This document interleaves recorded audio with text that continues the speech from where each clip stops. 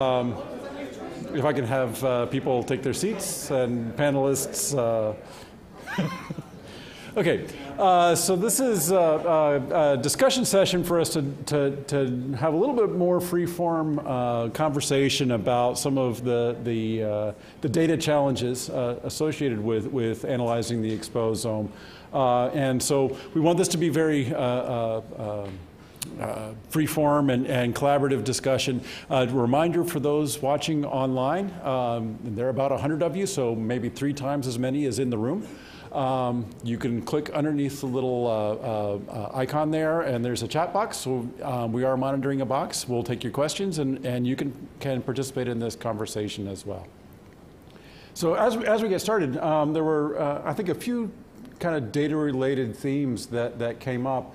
One from this morning was the kind of challenge of data sharing and how do we take data from the metabolomic studies and at an individual level and make that data available, and how do we prime the community to come back and play with that data and use it in new and exciting ways. So I think maybe I'll throw that out first to Chirag and Oliver, because I know, Chirag, you've done a lot of reuse of publicly available data, and Oliver, you've got some rather strong opinions on, on lots of things, but one of them is the data sharing. Oh, well, so I think I have to sympathize a lot with what Dr. Fiehn said earlier, that we need these public repositories for the sake of reproducibility and for the sake of development of new methods.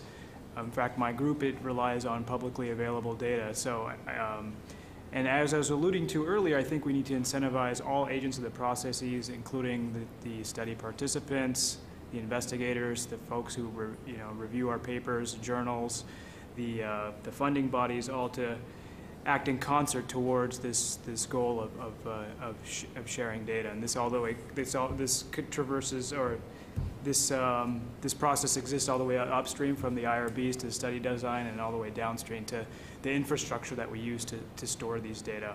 So it's getting very, very cheap to store information now. So we have no excuse to not have places where we put this stuff. So I think to say that our data sets are way too big is not a good excuse. I think there's solutions for us that we can lean on in the computation space. Yes, 2 comments on from the biomedical side, I guess. So one comment is that people, even today talked about biomarkers, and my question is always, biomarker for what? And they said, oh, biomarker for lung cancer versus not. I said, well, first of all, this is not a clinical question, right? Because if you have lung cancer, you're being diagnosed. So that is already done. So, the point is far too late. Secondly, if you then say, oh, citric acid is different, it's a biomarker. I said, well, citric acid may be different in 100 diseases, maybe. Right, maybe 150, so that's maybe not very specific. But if we do not have public data sets, if we only have case control studies, in my case control study, citric acid may be important. But it's not specific at all if I would have another 100 diseases. And so if we would like to take this biomarker for a clinical decision making, we need to be able to say it is significant or it's a diagnostic marker for the following decision if the following parameters are given, like either the following presentation of this patient in the clinic or the following metadata. So for that reason, we need really the public, the metabolomic, transcriptomic, proteomic, genomic data with metadata in the public. And so as long as these metadata are not in the public, such as for the NIH metabolomics workshop and database, where we just supply the spectra and the protocols and so on, then you cannot do this kind of query that you are used to in RNA-seq or microarray data, which is, I wonder why that is different now for metabolomics. However, it is still useful to have such kind of open access data sets, because some people annotated those data sets. And they said, I believe the following compound is citric acid, and I believe the following compound is spermine. And so other people can look in and they say, well, maybe I have a better algorithm. So they can download the data and then can say, well, now I identified 100 more compounds. And then other people can go in and say, I identified another 400 and you were wrong in 50. Yeah, so that is still useful, even without the metadata, just not for biology, more like for the chemistry and the mass spec community, which is something, but it's not where we want to be. So maybe I'm in the minority, but I don't think we should even mandate making data public.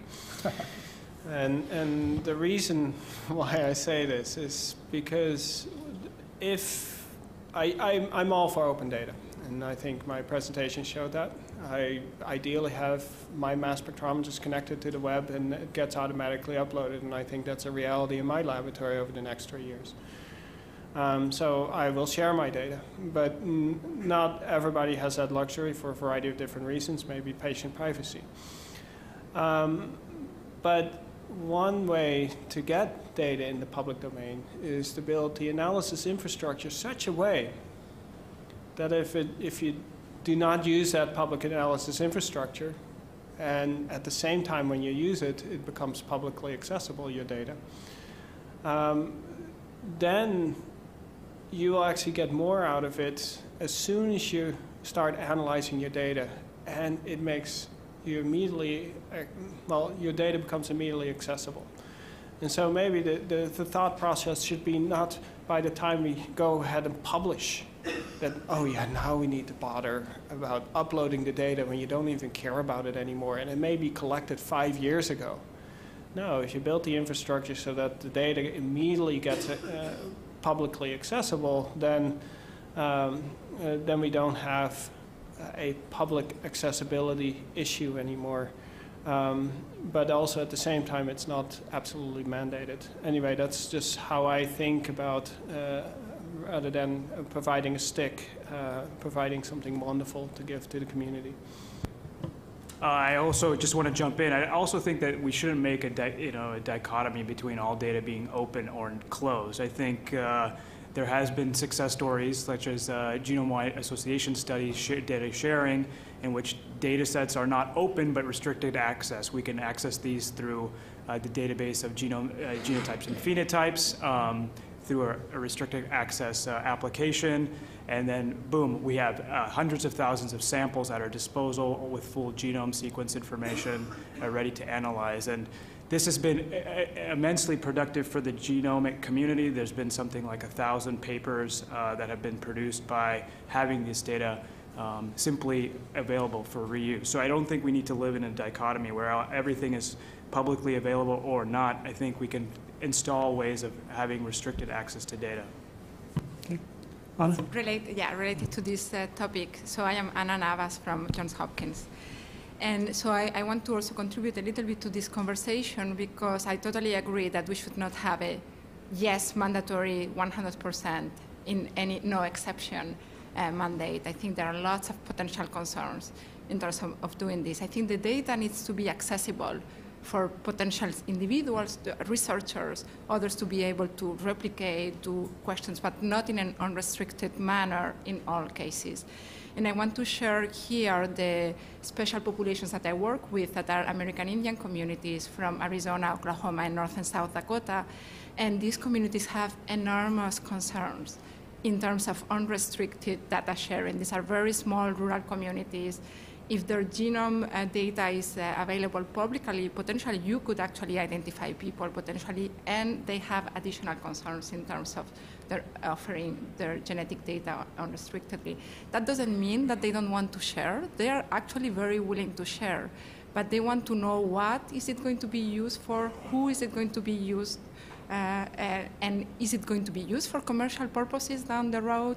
They are worried that if they don't keep control on for what reasons the data is going to be used for, this might be used for other reasons beyond the ones that we believe in terms of just advancing the science. So I just wanted to share those concerns from those communities. Okay, thank you. So I'd like to follow up on your comment. So when I made that comment, we shouldn't mandate public accessibility or public deposition of data. I think I love public accessible data. That needs to be done that way. But one maybe a bad example is maybe we can build sort of a Facebook type infrastructure where the people who are responsible for that data can decide how much they're willing to share with the community. And I think, and at the same time, provide analysis infrastructure so that people can learn as much as they can about the data sets at the level of access that is given to them. Dave? Just another comment. There's projects that both Lee Hood and Mike Snyder are undertaking, large-scale omics projects where they're collecting samples, doing genomics, proteomics, and metabolomics, microbiomics on cohorts. And in many cases, the conditions for people to sign up for these projects are to make all of that data open. And these are generally healthy people. So at some level, this may happen for us in the sense that we'll be able to get very extensive control data with a lot of metadata where people basically say, I'm an open book, you can learn everything about me. So there won't be, or they've signed off any data restrictions. And I think that's an important development, and it may be something that will trend particularly with sort of both companies as well as groups doing this. Joel?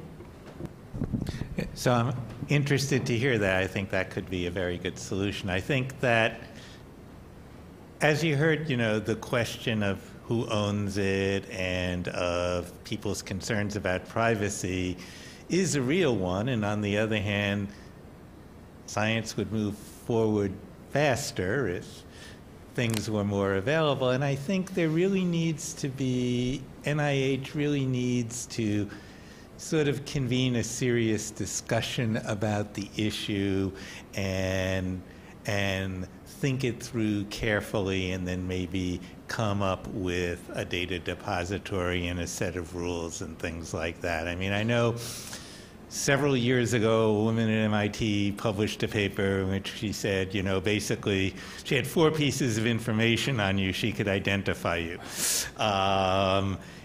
So the issue of identifiability is a real one, and and we need to actually realize that what we call de-identified data is just data that would take a little bit of work to turn into identified data, and then recognizing that, but recognizing the advantages of data sharing. What can we do to deal with these concerns, and what kind of structures can be created? Because I think this is an important issue, and it shouldn't be a couple of people talking at microphones or some bozos down the block, saying strange things on the floor of the Senate while they throw snowballs. But it requires some real thought. But it should happen. Oliver? One comment to that privacy concern. Obviously, for small communities, it's a very valid concern. And, there are clear policies in place to protect exactly this through the IRB committees and the consent forms that people sign. The problem is if you have a 10,000 people, multinational cohort study, you still don't get the data, right? And I fail to see risks here. I really, all these IRBs and consent forms is exactly for making sure that people are not coming at risk and that the benefit greatly outweighs any potential harm. And what I see is mostly from clinical investigators using the HIPAA protocols as a shield in order to not lose power and control over their patients, so that they are the lost authors. And I have to say it so drastically because has been, you know, we have been faced with that, where even NIH officers had to intervene and tell people that they have to release certain types of metadata, for example, BMI, or other types of metadata that are very important sometimes to analyze data. So this is something we cannot neglect as a problem in policymaking. On the other hand, of course, if we give power to the people through giving them the power to say, yes, I'm fine if my data are public. I have no problem if you know my glucose levels.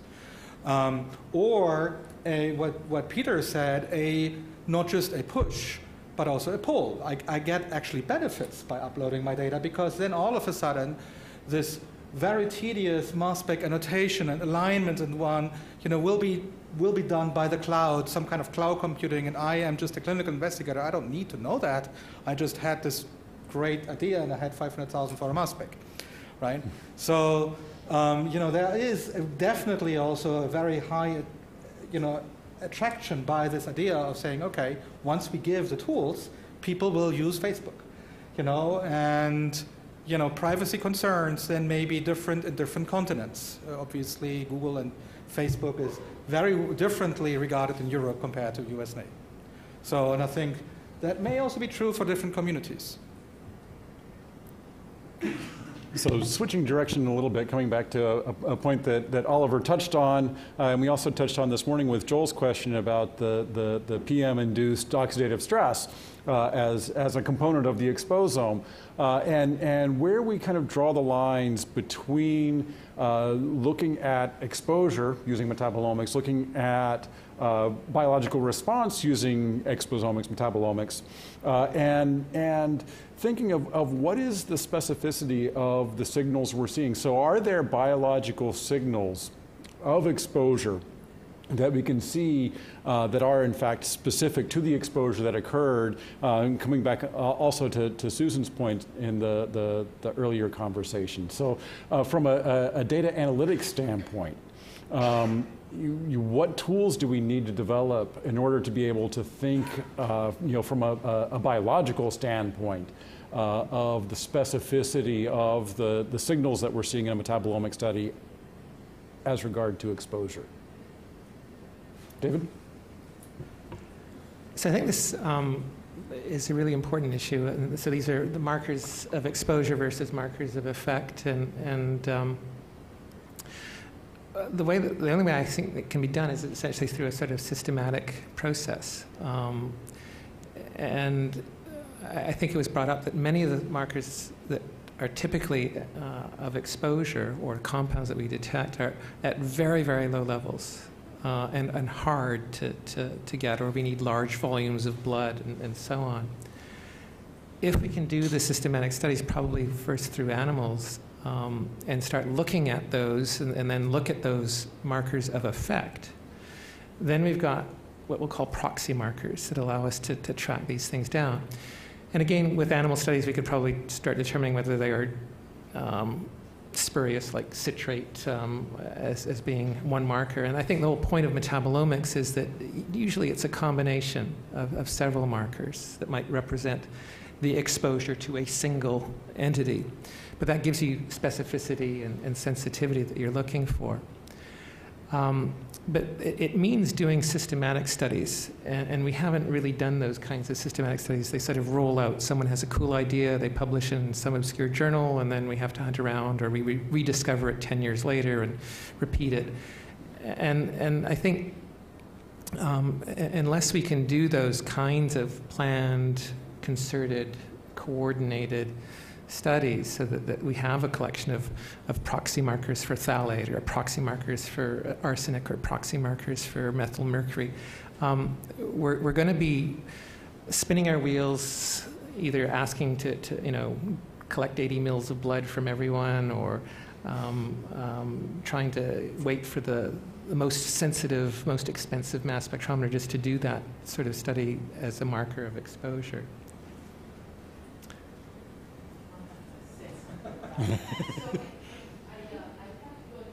Commons and get a list of all the grant proposals I've had rejected before to really make everybody feel my pain. But, you know, I submitted a series of proposals to several government agencies that I won't name right now.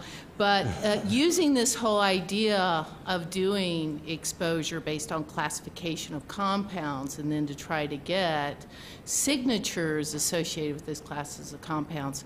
So it's really good if now's the time, you know, to do that. But I do think that that could work, and I think using animal models is the way to go. I think in utero exposure is very important, and being able to see what the availability of the blood to the fetus is. And then looking at these, you know, metabolomic signatures long past the time of the exposure, not just at the time. If you see a lot of these dose and time to response studies that are done in metabolomics now, the parent compound, metabolites derived from the parent compound, are at least within, you know, a couple of half-lives. You know, we need to go out, you know, 30, 60 days, something, you know, long enough and see, can we see imprinting from chemicals? Can we see imprinting from drugs, and use that? So I think that is the way to go. So another kind of avenue I wanted to explore that maybe builds a little bit on that is the idea of the biological susceptibility and the kind of interface between the metabolome and the exposome with other indicators of susceptibility, be it genetic variation or confounding disease. And so I thought maybe, Chirag, you could comment a little bit on the ideas of how we can combine you know, genome-wide association studies with exposome studies and you know, building that kind of next layer of understanding disease process, individual susceptibility. Sure, I could try. So I think initially why this hasn't happened yet for even having a single exposure alongside a GWAS is that human geneticists just didn't have a thing to do the measurement of the environment in their GWAS. So just having those quantitative ascertainments on the same samples that you're doing the genetic studies will open up a huge line of research combining genetics and environment. So that's number one, is having everyone on the same page with the same samples, doing this, collecting genetic as well as environmental information on the same populations.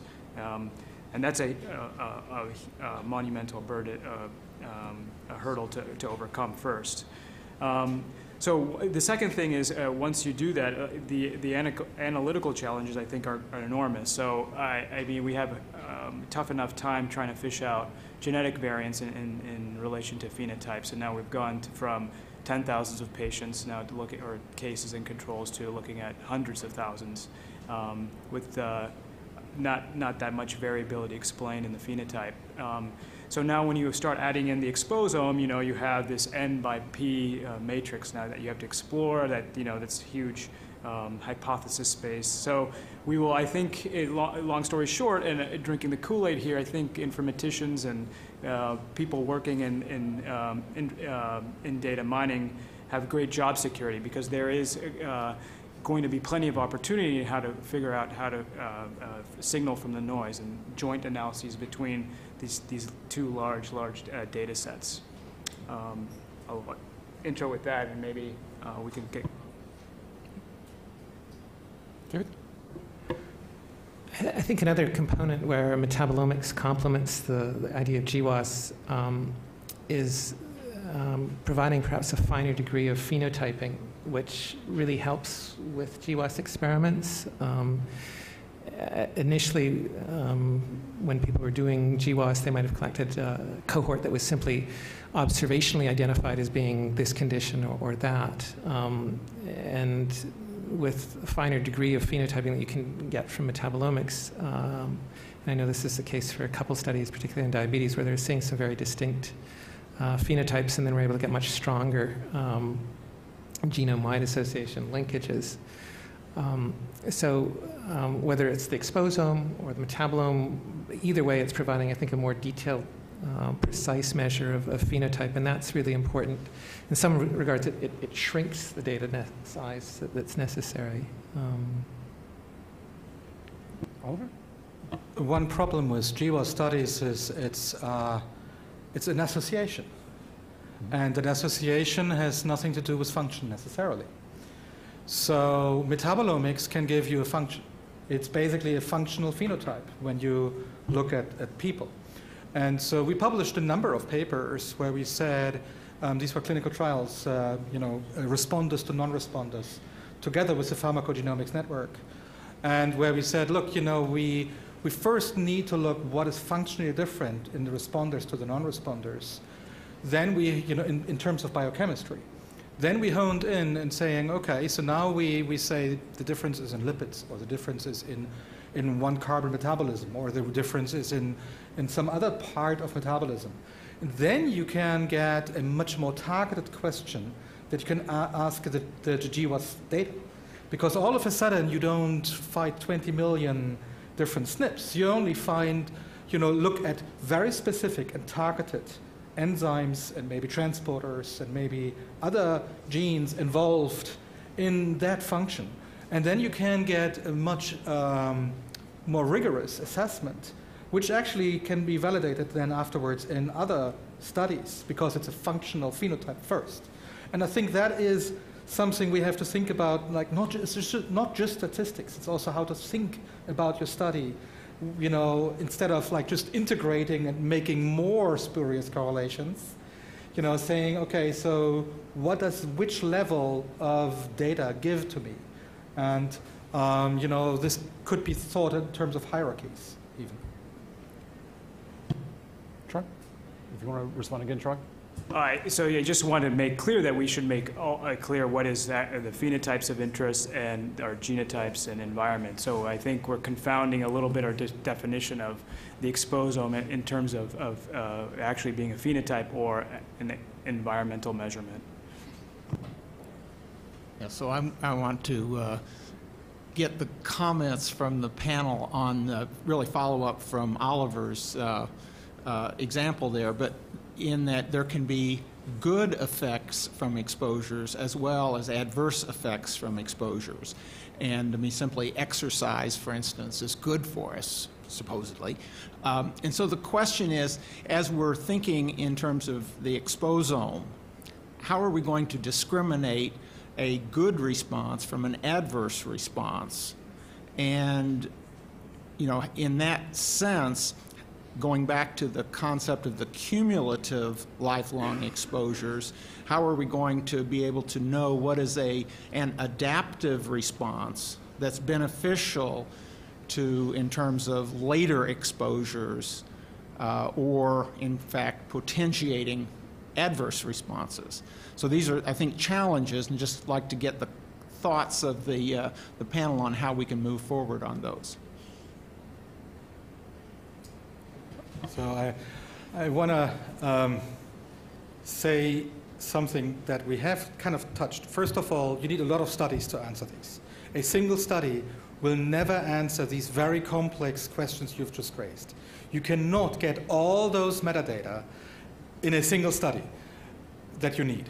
However, there are 60 years of good research published, maybe 100 years, maybe 200 years of good research published. And Stephen Rappaport this morning showed that you can add literature information based on your data, right? That's what one of his networks he showed was Dinesh Baropal from France.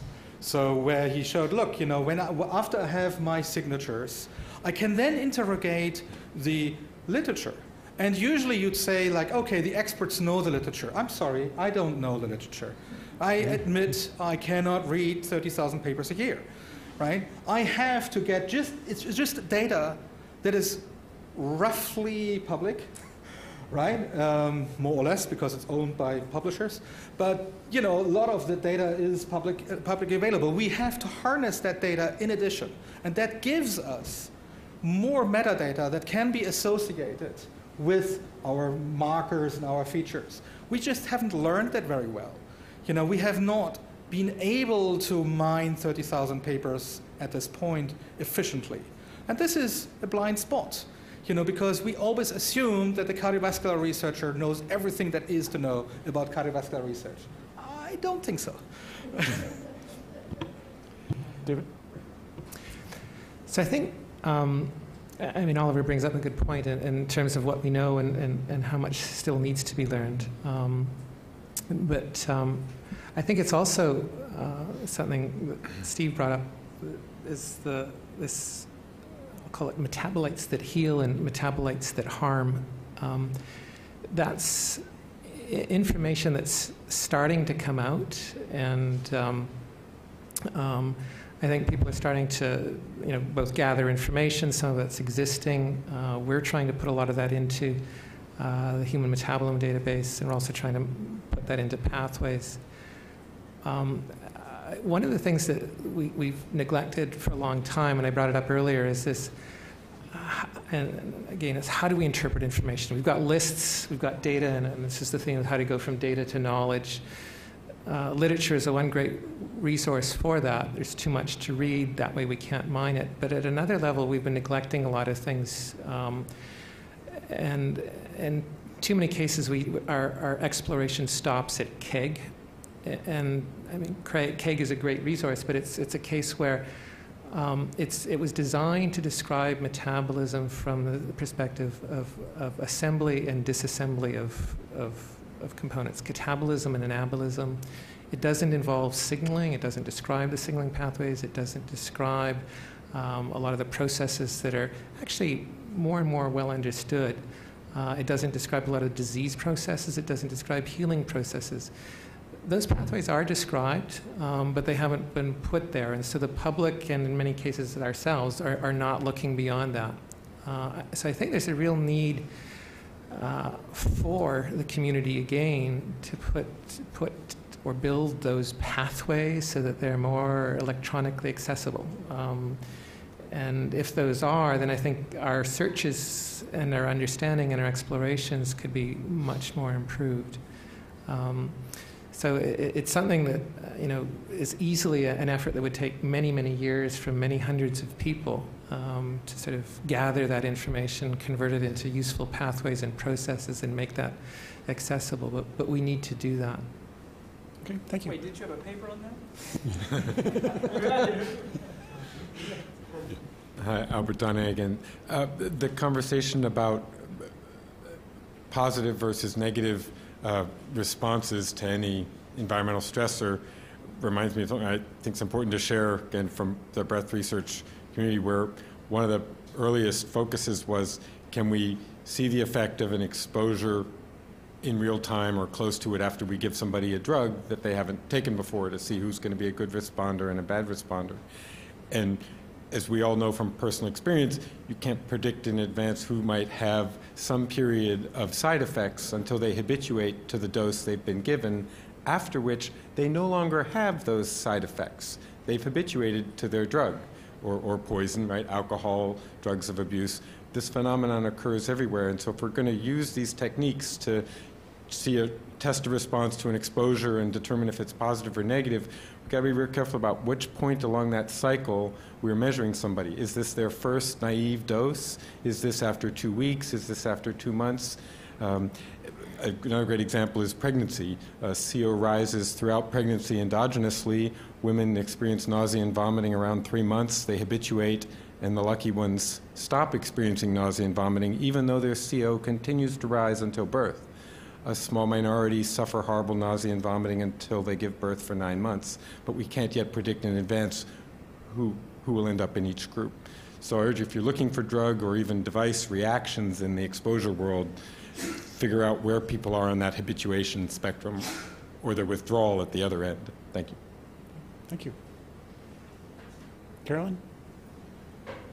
I just wanted to bring up an issue about resources, because each presenter so far has brought up their own databases, and I also am a database-y person and are constantly trying to figure out how to add value to my own database via integration. And Oliver mentioned you're not going to have a study that's going to measure everything, just like you're not going to have a database that can do everything. And so I think developing infrastructure and communication so that all these great resources that have slightly different perspectives on things are going to actually work together, and we don't end up with lots of islands, which happened for a long time with genomics, where we saw this rise of all these databases and then they sort of died off as funding wasn't available or they sort of had the wrong angle. So I don't know if you want to comment on what do we do about this. As we're sort of at the beginning of this path, it would sort of be good to plan for that.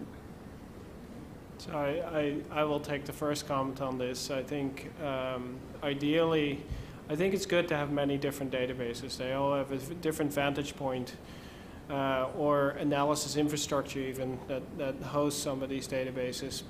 But there should be great communication between them where you can almost, where the user doesn't even see that it moves over to the next database or analysis infrastructure, that you can just take the data and analyze it. I myself at the moment am integrating the mass spec database or infrastructure that we have with Chime, and the next generation is Cheetah. These are the microbiome analysis tool that Rob Knight has developed, for example. We're integrating it with ILI, which is a spatial analysis tool that we've generated. We've had discussions with Mass Bank, both the North America, the European one, as well as the Japanese one, and they've all been excited. PubChem is in principle interested in integration, but there's a bit challenging. That's just a warehouse that can advertise your specific tools. So ideally, you have the integration needs to be done in a way that you can almost go to any of these websites, you upload your data the way you want to, and begin to use all these other resources that are available. And I think that sort of distributive computing is probably the best way to do it. Databases are not going to survive. That's another thing you have to realize. And so, but the knowledge within a database needs to be transferable and easily transferable. I think the best example that I am aware of is Tranche, for example. This is a proteomic repository, but it wasn't very accessible, the data. If you deposited data, nobody else could look at it. And so what's the point of depositing data at that point? And the thought process was that takes money. No, it takes somebody creative to develop the right type of infrastructure so that you can analyze it. But also being able to draw in from other infrastructure that was developed at the time. And that never materialized either. To that point, I'd like to add, of course, that's the only way that these databases can survive. If our data are fully accessible and can be downloadable, then they get replicated and they survive. Because my funding may be going down in 3 years, depending on my reviewer who doesn't like me. Yep. Right? So the point is, it's in your best interest to make it fully available, because then all your efforts are not in vain. They survive in another form. And it's a very nice feeling about it if you do this. Now, in between, there are, of course, if you make a database, make sure you have the metadata queryable. Make sure you have some kind of power user gateways, some kind of REST interfaces that people can actually, do these kinds of interfaces and implement those. So that's kind of a thing that people should be aware if you generate a novel resource. Okay. Rusty? There was a slide, I think, in Tony's talk that actually I noticed, and I was thinking about it and mulling it over, that may be a piece of the puzzle that may serve as a bridge between some of these metabolomic studies as well as some of the clinical studies, and making that associations. And I think one of the pictures in there was another piece of information, which were the cell-based assays or something like that. That was it was sticking out as a sore thumb, but it was among the GCMSs and the LCMSs and everything else. And it reminded me of a study that I'd come across a number of years ago, where they had went into a retirement home, and they took a cohort of retirees, males. They did a pre-sample of blood, and then they put them on a regimen of diet and exercise, low-fat, high-fiber diet and exercise, took a post-blood sample, and then they took the serum from those and exposed cells, prostate cancer cells in culture. And they noticed a phenotypic difference between the taking that, instead of FBS in cell culture, 10% FBS, they took the human serum from these cohort, and they showed us that the prostate cancer cells actually ended up dying, and they activated P53, and they identified a component of the serum, that metabolite, that actually contributed to that. And so couldn't also layering in another information in terms of some of these molecular assays and cell-based assays serve as a bridge between, as we interpret some of these metabolomic changes, what phenotypic molecular changes could be occurring in these cell-based assays, and linking those to some of the clinical phenotypes that you see, ultimately helping that interpretation and getting at some of the mode of action. And I guess that's something, obviously, that my center's interested in, but could also help serve as a bridge between these two data sources and data streams. So I think absolutely you can use sort of phenotypic information, clinical information. If you can use this to sort of begin stratifying different groups within cohorts, you can then begin to ask questions, if you have metabolomic data on all these, what are the metabolites that are driving these differences between these different between all the different cohorts or features that you're able to upload, whether that's activity screens, other types of clinical information, that becomes metadata, so to speak. And this is the type of integration that needs to happen. So I myself, with Rob Knight, we're doing this with microbiome sequencing information in relation to metabolomic, and with Doug Conrad in the CF clinic, we're doing it with clinical phenotype in terms of lung function and other type of clinical information. And just simply look at, if you can subclassify based on that information, can you begin to look for the molecules that drive these changes? Marilee? So I'd like to just ask a question to try to bring us back to a little bit on thinking about exposomics and metabolomics for characterizing exposure, not so much for the disease etiology, which is, of course, interesting questions, but I think that trying to understand exposure is also a big part of the driving force behind the meeting. So I guess one thing, I don't know if I wasn't following all of the discussion or if it was stated very clearly, but I'm still struggling with the diagram that a number of people showed from Steve Rappaport that showed the, I think, 1,000-fold lower level of the environmental pollutant kind of things. And so several people showed that. I hear that there's improvements on sensitivity and detection and data analysis and noise, signal-to-noise deciphering, but I guess I'm still not hearing a bottom line, and it may not be a clear bottom line, but I'd like to have some reactions and discussions, and I think we'll get into this a little bit tomorrow, but I would like to have a little bit as well today on where are we? Are we going to, is this kind of metabolomic technology really going to be useful, not for disease etiology, but for being able to do untargeted kind of understanding of what people are exposed to as far as environmental pollutants when they're at 1,000-fold lower level than the metabolites for drugs or diet or so on? Or is that the future, or is that not, how far off is that, or is that not really going to be possible with the detection limits that we can foresee? There is no mass spectrometer that has 7 orders of dynamic range. So, if you have glucose and you have estrogen or testosterone or some pesticide that's very low level, this is not 3 orders of magnitude, it's like 7 or 8 orders of magnitude dynamic range. So there is no single instrument that can do it in the same run. For that reason, all the speakers said, you may need to use more than one protocol, right?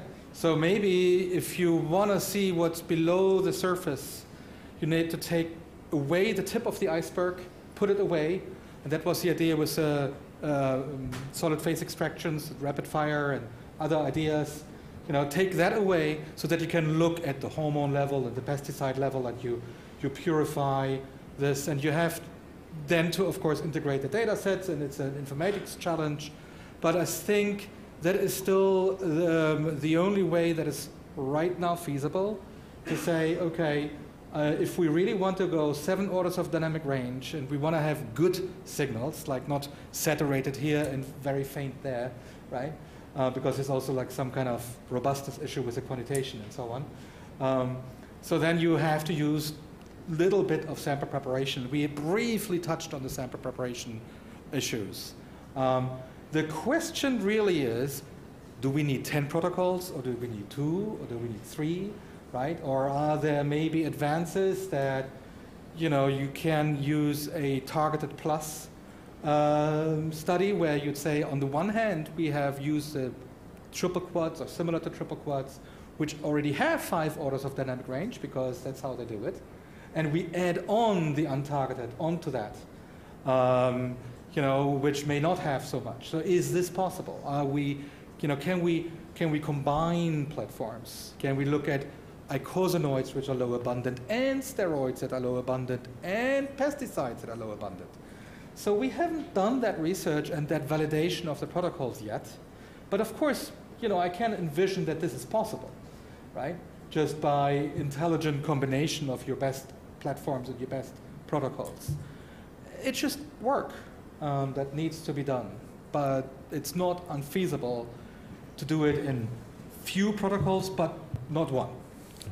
And unfortunately, we're just over 5 minutes behind schedule, so I think we're going to have to let that be the last word of this session. But I'm sure we can continue this discussion over dinner tonight. So I'd like to thank the panelists for their participation, for the audience for their contributions to this, and I'll turn it over to them.